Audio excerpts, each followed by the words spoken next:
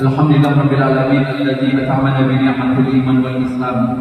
Asyhadu an la ilaha illallah wahdahu la syarika lahu al-malikul haqqul mubin. Wa asyhadu anna Muhammadan 'abduhu wa rasuluhu al-mab'uts rahmatan lil alamin.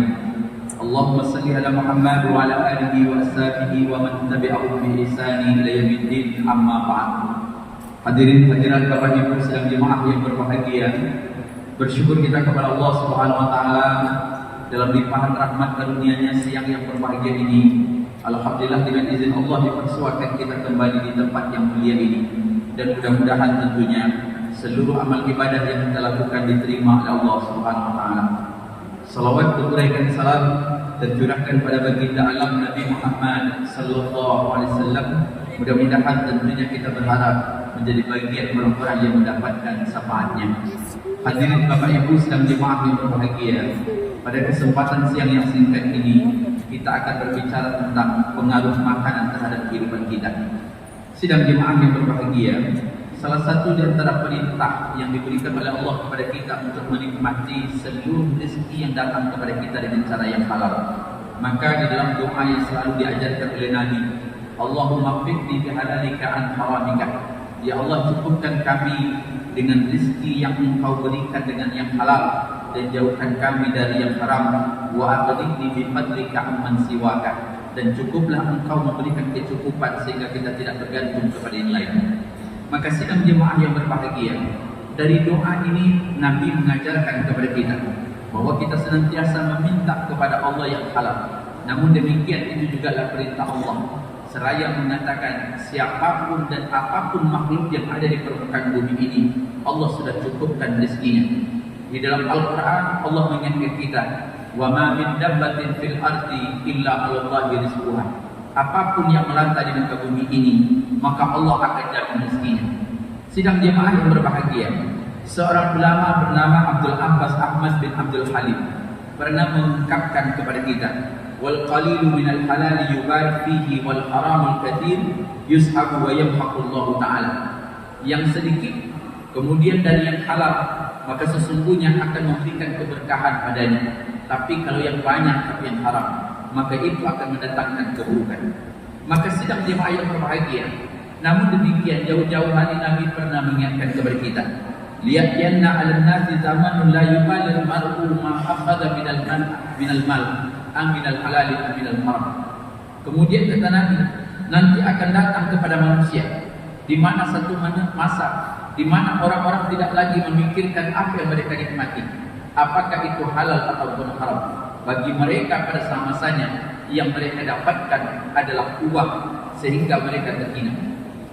Sidang jemaah yang berbahagia, ada seorang bapak ketika itu duduk bersama kami. Kemudian kami cerita tentang mobil, dan dia pun menunjukkan bagaimana dia bisa membeli mobil dengan izin Allah. Mobil yang dibeli itu bukanlah mobil baru yang cukup lama pada masanya, tetapi ketika ditanya mengapa itu yang dibeli, alasan sang bapak dengan sederhana, Pak Ustaz, inilah yang mampu kami beli. Sebuah merek dari hasil taruna yang mungkin mobil itu cukup lama dan hampir kita tidak banyak melihatnya lagi. Tapi ketika dia bayar pajak timbul masalah. Apa yang saya tanya?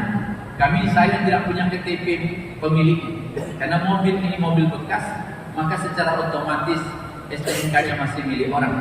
Saya memiliki KTP kapal, sementara mobilnya memiliki KTP orang Pekanbaru.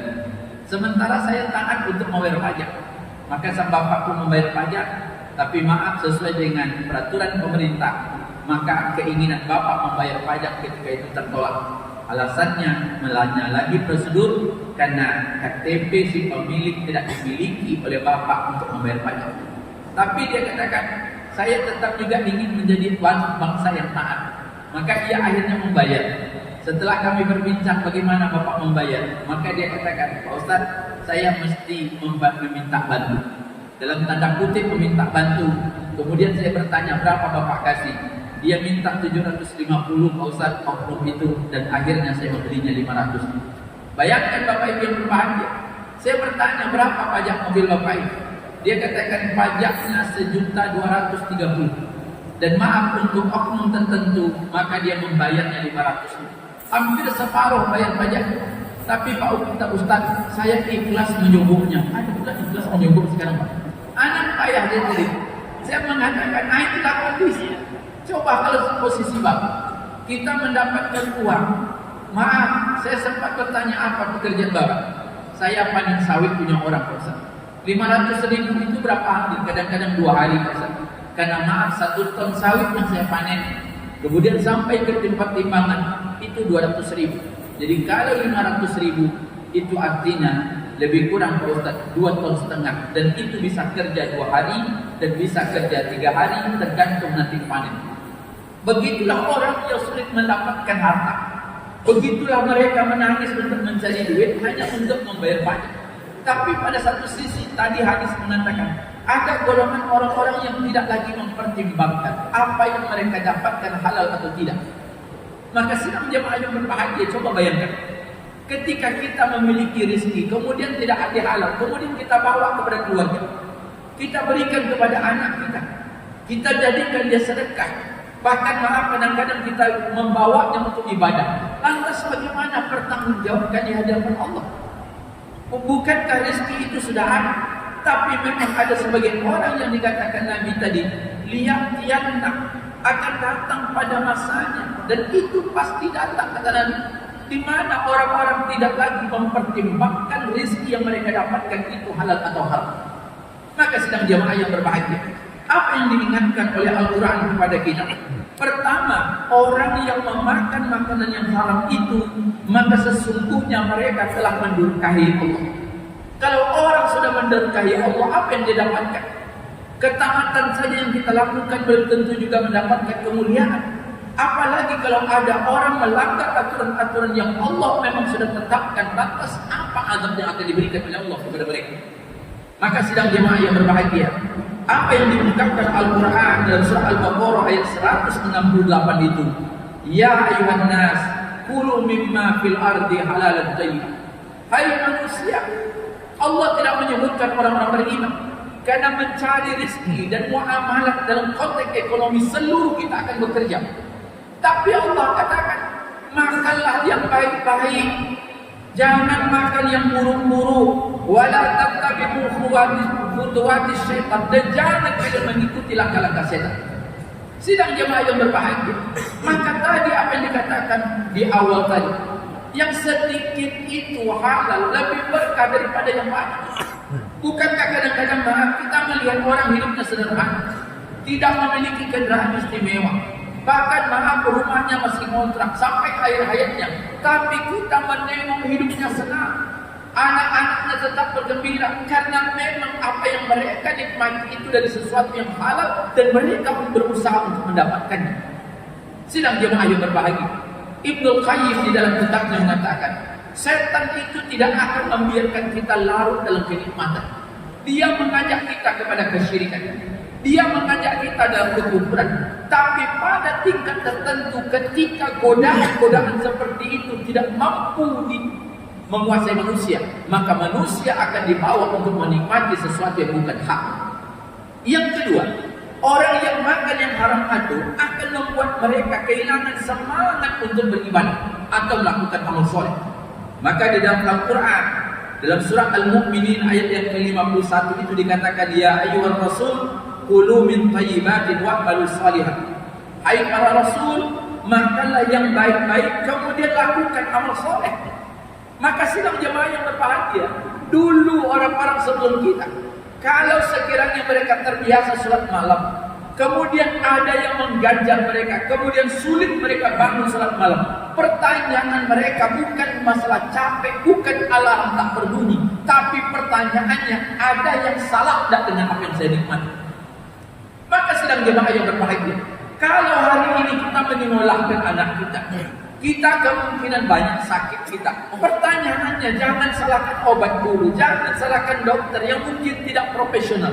Tapi pertanyaannya, apakah yang kita makan itu ada yang haram atau tidak? Maka sidang jemaah yang berbahagia, maka salah satu yang membuat orang ibadahnya kurang semangat, keinginannya berjuang untuk memperbaiki ibadahnya kepada Allah sulit karena terhalang tembok karena dia memakan makanan yang haram. Nabi maka diingatkan kepada dia oleh Allah, walaupun ayat itu secara spesifik ditujukan oleh Allah kepada Nabi, tapi berlaku kepada kita. Orang yang makan makanan halal, insya Allah dia akan mudah untuk menunaikan ibadahnya kepada Allah. Yang ketiga, memakan makanan haram itu akan menjadi kebiasaan orang-orang Yahudi. Sidang jemaah yang berbahagia, kalau kita kembali membuka sejarah, ketika Nabi hijrah dari Mekah ke Madinah, maka sesungguhnya ada sebuah komunitas yang cukup kecil jumlahnya, tapi perannya mayoritas adalah orang-orang Yahudi. Di situ hidup dua komunitas lain yang mayoritas, kaum Aus dan kaum Khazraj. Kedua kelompok inilah yang pada akhirnya bersinergi menjadi kaum Ansar. Tapi sebelum Islam datang, sebelum Nabi tiba, orang-orang Aus dan Khazraj itu berperang yang tidak berkesudahan. Siapa yang memberikan modal adalah orang-orang Yahudi. Orang-orang Yahudi memberikan modal, memberikan persenjataan kepada Aus dan Khazraj, kemudian diberikan mereka pinjaman yang berbunga, sehingga membuat harta orang-orang Aus dan Khazraj itu hampir sebagiannya dinikmati oleh orang Yahudi. Karena sidang jemaah yang berbahagia, itulah pribadi orang-orang Yahudi. Dan hampir hari ini, walaupun kita tidak ada hubungan bilateral dengan orang-orang Israel atau Bani Yahudi tersebut, tapi dalam konteks kehidupan ekonomi kita hampir hari ini dikuasai orang-orang Yahudi. Satu di antara konsep ekonomi yang dilahirkan oleh Yahudi adalah masalah riba. Maka hari ini apa yang tidak mengandung riba, sedang jemaah yang berbahagia, dampaknya luar biasa. Jangankan untuk ukuran akhirat, bagaimana diazab di dunia ini saja luar biasa. Kemarin di Pekanbaru, seorang ibu membuat video dan viral tentang kendaraannya ditarik oleh lesen. Sang ibu mengakui bahwa ia tidak sanggup atau terlambat membayar motornya yang 900.000 kredit harus dibayar sebulan, tapi sudah 5 bulan tidak dibayar. Sehingga maaf, leasing sesuai dengan kebijakannya mengambil kendaraan itu, tapi dengan cara yang tidak bijak. Apa yang dilakukan? Kami akan mengurangi kekurangan ibu, tapi motor ibu kami pinjam. Dipinjam tapi tidak kembali, maka ibu itu melapor ke polisi dengan alasan dia kehilangan atau barangnya diambil oleh kolektor. Sidang jemaah yang berbahagia, itulah buruknya dampak dari riba. Ketika ada di antara kita yang hari ini mengkredit rumah, 15 tahun lamanya, 11 tahun sudah lunas, tinggal 4 tahun. Begitu 4 tahun Allah takdirkan kita macet ekonomi, tak sanggup kita membayar, maka otomatis rumah itu akan diambil oleh baik. Rumah diambil, ditulis di dindingnya, rumah ini di pengawasan bank ini. Tak lama setelah itu keluar di dinding bank, rumah ini akan dilelang. Duit kita yang sudah terlanjur hilang begitu saja. Sidang jemaah yang berbahagia, itulah kehidupan kita hari ini, yang hampir dengan bahasa sederhana kita mengatakan sepertinya teori ekonomi yang benar, tapi salah dalam agama. Pak Ustaz, kalau kita tidak kredit, tidak akan punya seumur hidup. Iya juga boleh, Pak. Setan itu memang pandai menolong. Iya juga. Tapi subhanallah, gak mungkin kita gak punya. Nambah modal, nambah itu. Akhirnya kita hidup hanya untuk memperkaya orang lain. Kita yang bekerja, tapi orang lain menikmati. Maka sidang jemaah yang berbahagia, orang yang makan yang haram seperti itu, sebagaimana yang kita sampaikan tadi, dia bagian tradisi orang-orang Yahudi. Yang kelima, orang yang makan haram itu akan sulit doanya diijabah. Dulu ada seorang laki-laki, wa yamuddu yadahu ila sama, dia angkat tangannya ke langit, asy'ashal akbar, rambutnya kusut matai, wa yaqulu rabbi rabbi, dia mengucapkan Tuhanku Tuhan secara ketentuan doa. Maka sesungguhnya apa yang dilakukan memenuhi untuk doanya dijawab. Tapi sebelum doa itu diselesaikan, Nabi mengatakan, manalah mungkin orang seperti ini doanya diijabah. Apa yang terjadi? Sahabat sedikit termenung. Kemudian Nabi mengatakan, kana masrabahu haram wa malbasahu haram. Bagaimana mungkin doanya akan diijabah, kata Rasul. Pakaian yang dia bawa untuk beribadah, pakaian yang haram. Makanan yang mengenyangkan perutnya, makanan yang haram. Air yang diminumnya untuk menghilangkan dahaganya dari haram. Maka sedang jemaah yang berbahagia, yakinlah bahwa Allah memberikan rezeki sesuai dengan porsi kita. Tidak ada rezeki yang tertukar. Tapi maaf, bersabarlah. Ketika hari ini rezeki kita belum sesuai dengan harapan, kita yakin satu saat Allah akan memberikan yang terbaik. Cuma sedang jemaah yang berbahagia, tidak sedikit kita hari ini yang kadang-kadang termasuk di pasar terlibat dalam sistem ekonomi yang tak baik. Maka dulu Ali bin Abi Thalib pernah mengatakan, sekiranya Anda tidak mengerti ilmu fikih, maka janganlah berdagang di pasar.